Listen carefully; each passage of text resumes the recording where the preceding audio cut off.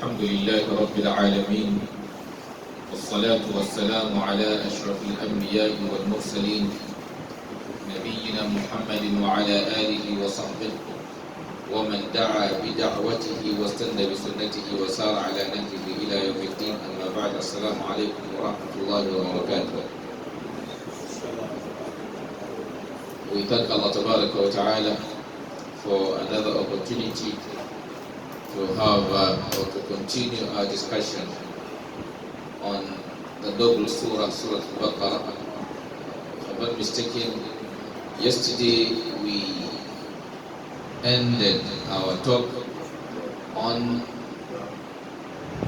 Tafseer of verse 41, and inshallah today we'll be proceeding from verse 42 of this noble surah. أعوذ بالله من الشيطان الرجيم. بسم الله الرحمن الرحيم.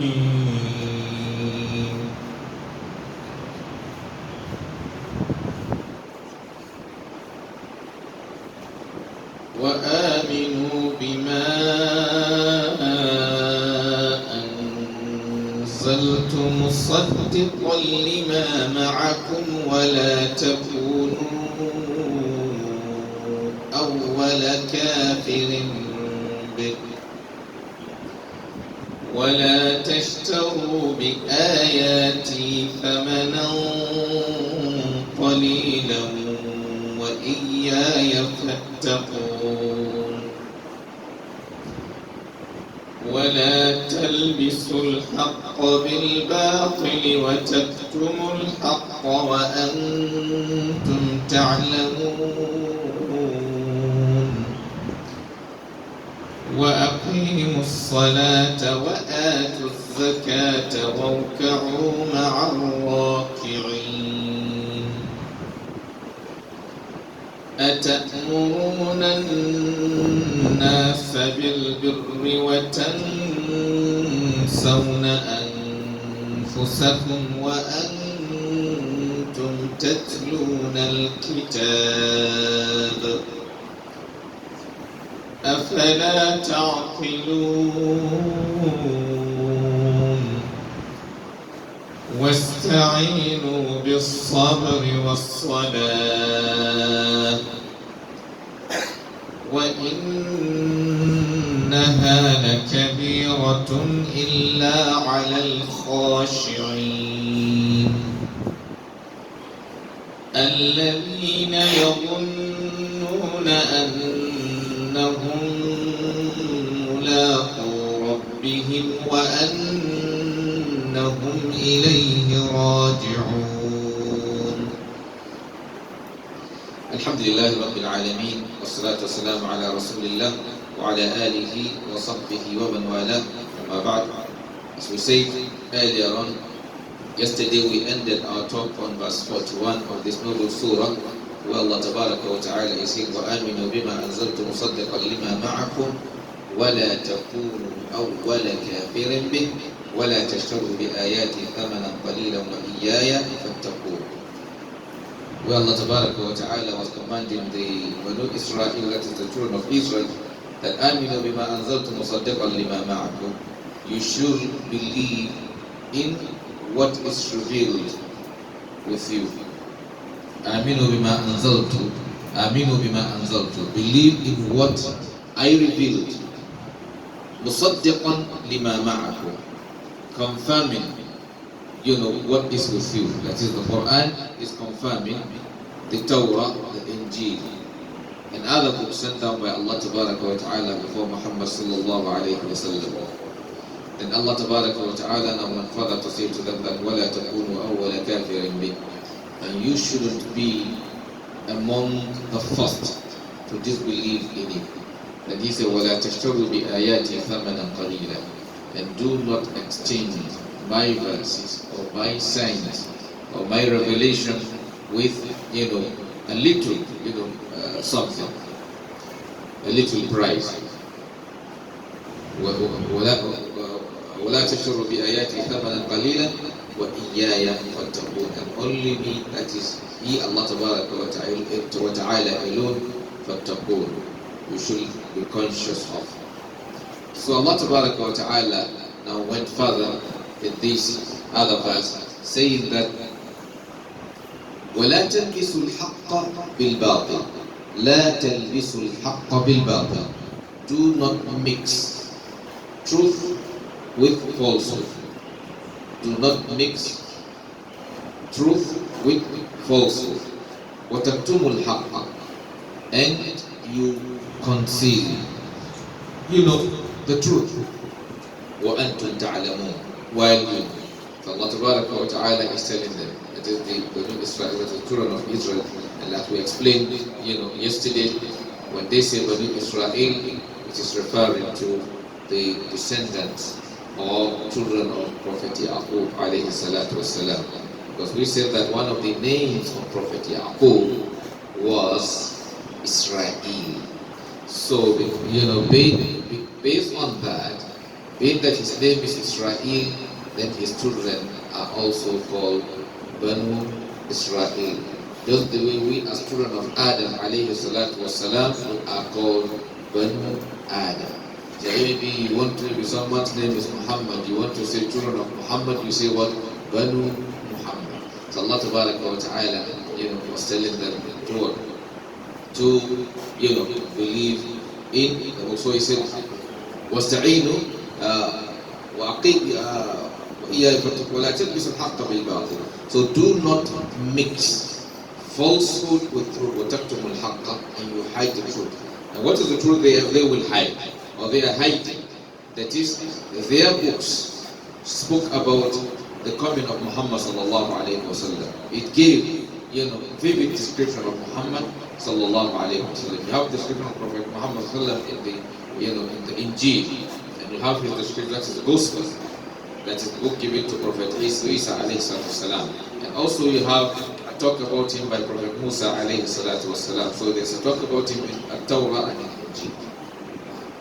So Allah Ta'ala is now warning the Banu Israel, not to hide the truth, while they know. Then he now went further to say to them that وَأَقِيمُوا الصَّلَاةَ, and establish the prayer. Establish the prayer. إقامة الصلاة, establishing the prayer. First of all, we not to know what a salah is. Salah, the word salah means what? Dua, but it is also now used for a particular or for a specific kind of what? Ibadah. Ibadat makhsusa, biharakat makhsusa. It is a name also meant for a particular way of worship of Allah Ta'ala. A particular set of activities that are meant to be considered as a means of worshiping or serving Allah Ta'ala. And it begins with takbir and it ends with what? Salam. Salah, you start your salah with what? Takbir. And you end your salah with what? Salam. So this specific action we call it what? Salah. So Allah Ta'ala now is telling them that وَأَقِيمُوا الصَّلَاةَ, establish the prayer. And when we talk about establishment of the prayer, it's not just about praying, but rather it is about taking good care of your salah, taking good, observing it on time, taking care of the things that are compulsory inside, the sunnah inside. Basically, all that it takes, the concentration, everything it takes for the salah to be okay, you take care of it. Or else, one becomes one of those that Allah is saying that وَيْلُ لِلْمُصَلِّينَ, woe unto those who pray. So if one did not establish the prayer, he may finish his salah and Allah Ta'ala will not accept the salah. The Messenger sallallahu alayhi wa sallam is saying to us in a hadith that some people pray and their salah casts them, and some people pray and their salah what? Pray for them. Like now, he said that some people, they observe salah. When they finish their salah, they, Allah Ta'ala will command the angels, they will, if he observe the salah correctly, the salah will be accepted by Allah. Then the salah will now say that may Allah honor you the way you also honored me. And when you did not take good care of it, the salah, when you finish, instead of Allah accepting it, it is taken and squeezed and threw back to you. Then the salah will say, may Allah disgrace you the way you were disgraced you. So if your own salah will be causing you, that means you will become one of those that Allah is saying, فَوَيْلٌ لِلْمُصَلِّينَ. And here Allah Ta'ala is talking to Bani Israel, and He said, وَأَقِيمُوا الصَّلَاةَ, establish the prayer. Every messenger, all messengers come with one fundamental message. That is what? Inviting their people to what? To worship Allah Ta'ala. That is to unify Allah, to serve only one God. But as we say, some of their patterns or some of their laws may differ, but the basic law, that is submission to Allah, they are all same in that area. And also we will get to see that salah, it is not we the ummah of Muhammad sallallahu alaihi wasallam only that Allah commanded with salah. Like now Allah Ta'ala was talking about Prophet Isa alayhi salatu wasalam, when he was given birth to. When the people asked the mom, where did you get this one from? Then Allah Ta'ala made him to respond to them that قال إني عبد الله آتاني الكتاب وجعلني نبيا وجعلني مباركا أينما كنت وأوصاني بالصلاة والزكاة ما دمت حيا. He said, إني عبد الله, I am certainly the servant of Allah Ta'ala. إني عبد الله آتاني الكتاب, He gave me a book. آتاني الكتاب, He gave me the book, that is Injil. وجعلني نبيا, and He made me a prophet. وجعلني, and He made me أينما كنت مباركا أينما كنت, blessed one wherever I may be. وأوصاني بالصلاة, He said Allah commanded me with salah. That is Prophet Isa alayhi salatu wasalam. And also when we remember the story of Prophet Musa alayhi salatu wasalam, the night our Messenger sallallahu was given salah, he was given how many? 50. So on his way he met who? Prophet Musa, and he asked him what? To go back and appeal to Allah to what?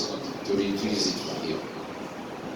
Because that he was also commanded with something somehow similar, and it became one. It was a burden to his people. So let him go and ask Allah for reduction. He keep going and coming until he get down to what?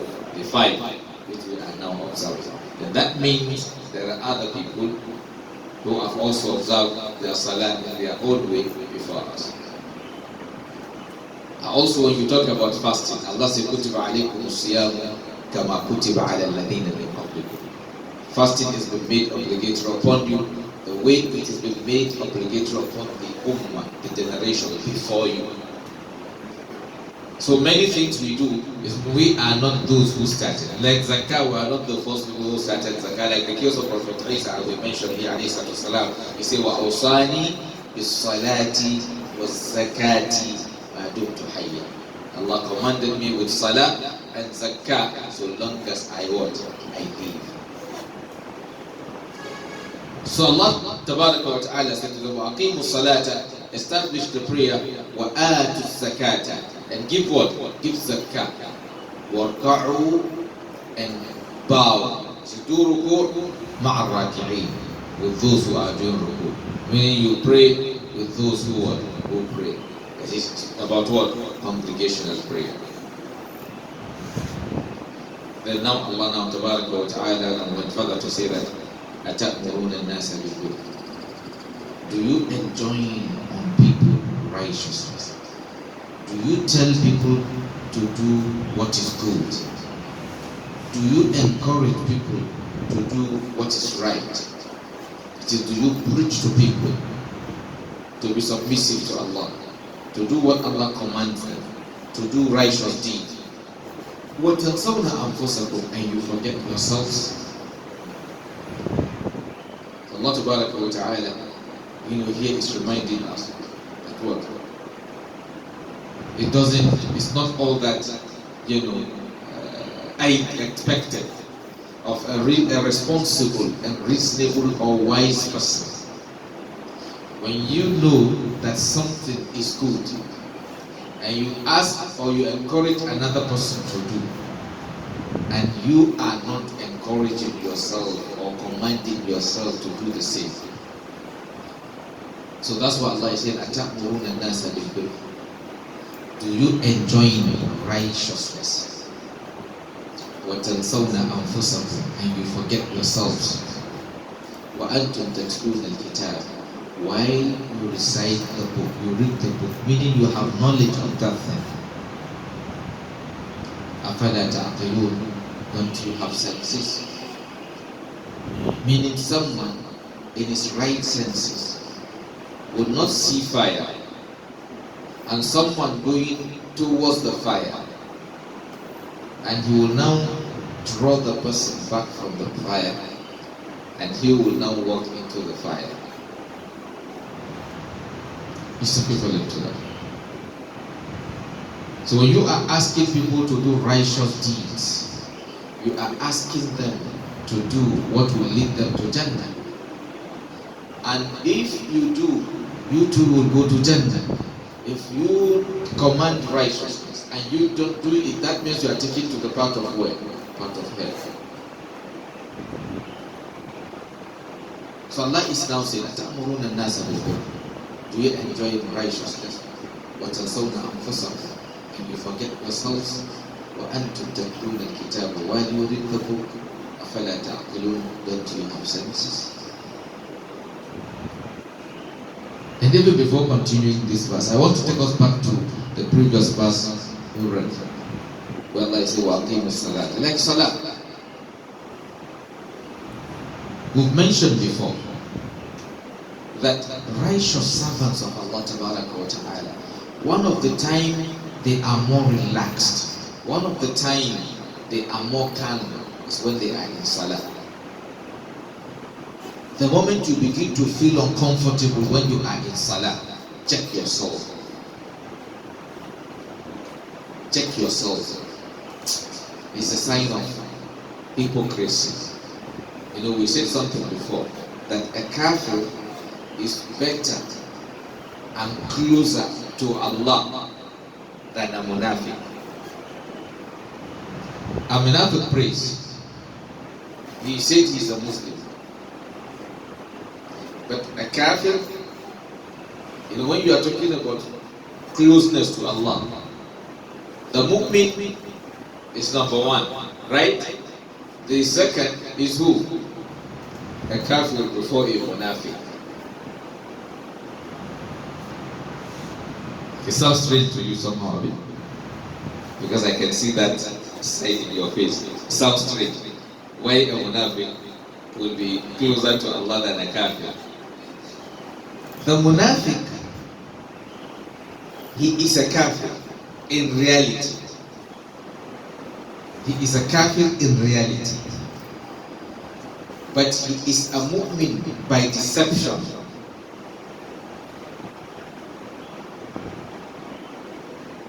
So, when it comes to harming the Muslims, when it comes to harming Islam, it's easier for him to harm Islam more than a kafir.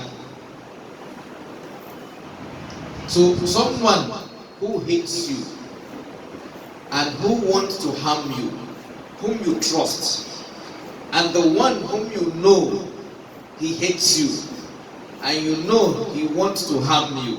So, whom are you more protected from? Because when you see the other one, you know your relationship with him. You see him, you know he's your enemy. He doesn't like your deed. So you will not entrust your deed to him. So he have little chances of what? harming your deen or harming you. But a munafiq, you trusted him because you assume he is what? A mu'min.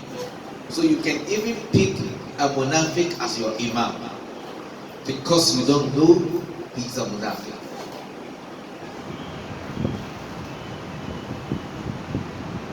You can find one munafiq that may even likely look physically more righteous, more religious than one mu'min.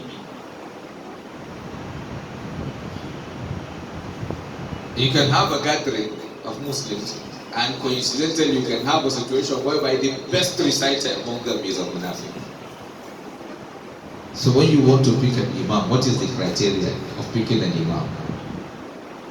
You pick the best reciter. So you now want to take someone, then he becomes more qualified. So what do? You pick him. So long as he is not interested in that thing, and you handed the control of the people to him. So in the first place, he want to destroy you. So it's easy, you just leave him. Let's assume maybe some criminals maybe picked a vehicle and accidentally one officer that they think is a criminal like them, who is a good person. Now they see him, they think he's a criminal like them, and they ask him to drive their car for them. So what will happen? What will happen? So you see, without stress, he will drive the car in a way that he will easily just hand them over.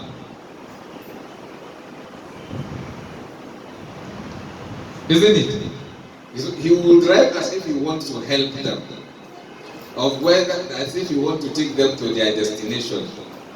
Maybe before he reaches a checkpoint, or maybe he gets there, he might have given signal to his colleagues, because they don't know him, because he isn't in uniform. So he will give the signal, and they will pick them, and they will not know how they were discovered.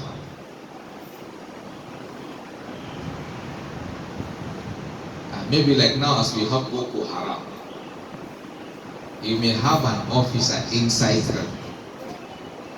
Maybe an army officer inside them. That army officer inside them is not a Boko Haram. He's just what? Sending information. So he's a spy. He's sending information from their midst. Or maybe as they move, he may be leaving sign for his colleagues. So you see, they think he's a bad person like them. But they did not know he's actually what? A good person. So it is those he is connected to that know he's a good person. So maybe after they pack all of them, they will release it because they know they were able to pack them because he sent the information. So also, if you now have good people, and now accidentally somebody is inside them, whom they think is one of them, so he will now lead them to the, to what? To the bad people.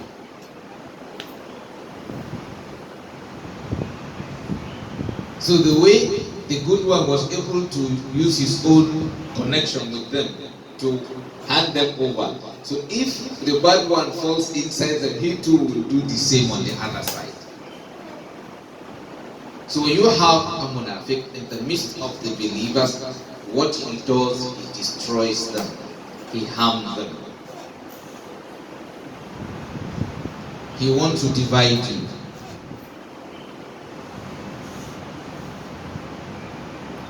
So salah is something that one should usually check oneself. How do one feel when he's inside? The Prophet ﷺ, when he is disturbed, one thing he used in calming himself down is salah. One day he was on his camel, And they came to give him the news. He was moving. They came to give him the news of the death of one of his, family. Then he stopped the animal, came down and observed Nafila.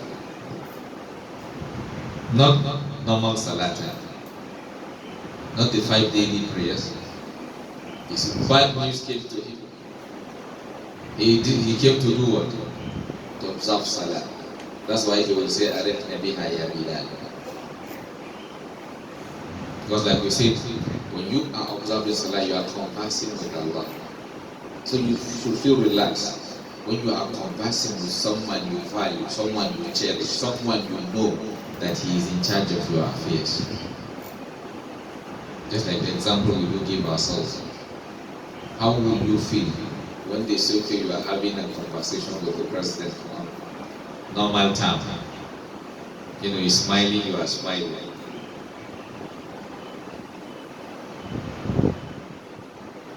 There's some people, the moment they get opportunity, they want to snap. Right? After they don't even just do it, but no, they want to have what?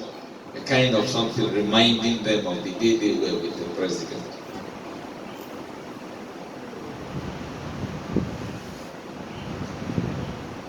So Allah Tabaraka wa Ta'ala says, وَتَأْمُرُونَ النَّاسَ بِالْبِرِّ وَتَنْسَوْنَ أَنفُسَكُمْ وَأَنْتُمْ تُتْلُونَ الْكِتَابَ أَفَلَا تَعْقِلُونَ. And he says, وَاسْتَعِينُوا بِالصَّبْرِ وَالصَّلَاةِ. Seek help from Allah Tabaraka wa Ta'ala with patience and prayer. وَإِنَّهَا لَكَبِيرَةٌ إِلَّا عَلَى الْخَاشِعِينَ. So we'll pause on this verse, inshallah, because of short of time. Then we'll still continue, from this verse that is وَاسْتَعِينُوا بِالصَّبْرِ وَالصَّلَاةِ وَإِنَّهَا لَكَبِيرَةٌ إلا على الخاشعين. سبحانك اللهم وبحمدك نشهد أن لا إله إلا أنت نستغفرك ونتوب إليك.